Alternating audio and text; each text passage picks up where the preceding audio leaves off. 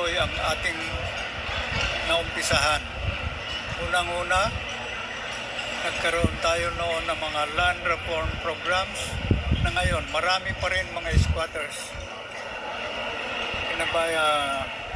Pinapabayaan ng mga nagiging katiwala sa ating mga gobyerno. Bumalik tayo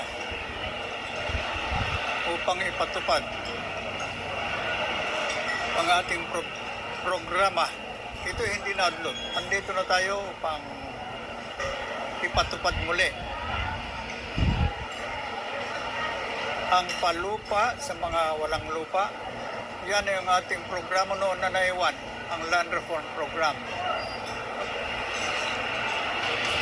Lalabas na natin ang nag-iisang titulo ng ating bansa. Meron dito mga pastil, if you like. At ipapamigay na sa atin sa mga tao, the land for the landless and home for the homeless. At dito na naibigyan na natin sa ating mahal na reyna ang pagpapatupad. Yes, sa totoo lang, lapse na yung pagiging caretaker government natin. Gumawa na sila ng pansarili nilang programa. Di bali na sila lang yung mamayagpag na nakaupo. Pero ang kanilang nasasakupan, halos iyak na ang kanilang almusal, iyak na ang kanilang tanghalian, at iyak na rin. Lahat na lang. Ngayon, ito yung sigaw ng bayan noon. Hanggang ngayon, ito sa ating pagbabalik, pagpatuloy natin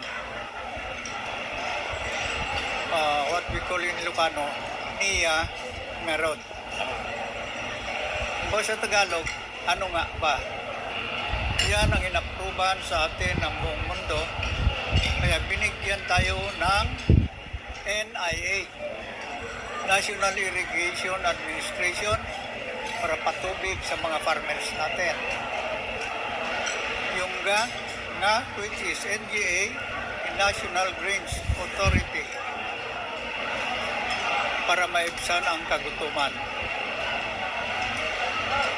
Apo, ano po ang nangyari? Ba't nagmukhang patay na daw kayo? Oo.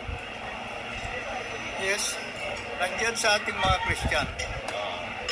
In the name of the Father, and of the Son, and of the Holy Ghost. In 1978, ang mga congregation pinalitan ng Spirit.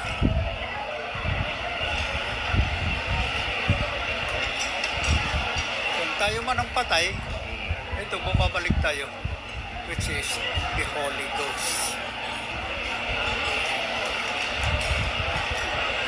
Pero nandito tayo, mga bagay-bagay na yan nakalagay sa cloak with secrecy worldwide.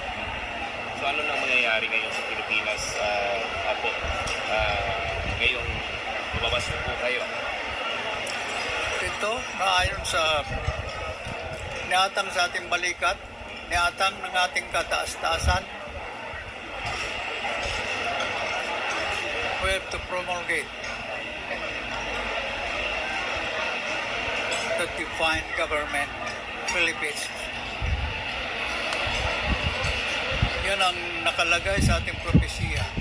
The biggest phenomena that shall happen in this world shall be start and begin in our nation, the Philippine Island. Final message po sa mga kababayan natin sa buong Pilipinas po. Sa ating mga mahal kong mga kababayan, magkaisa, huwag mag-iwalay, magmahalan, huwag tayong mag-aaway. Sa ikauunlad ng ating bayan, disiplina ang kailangan.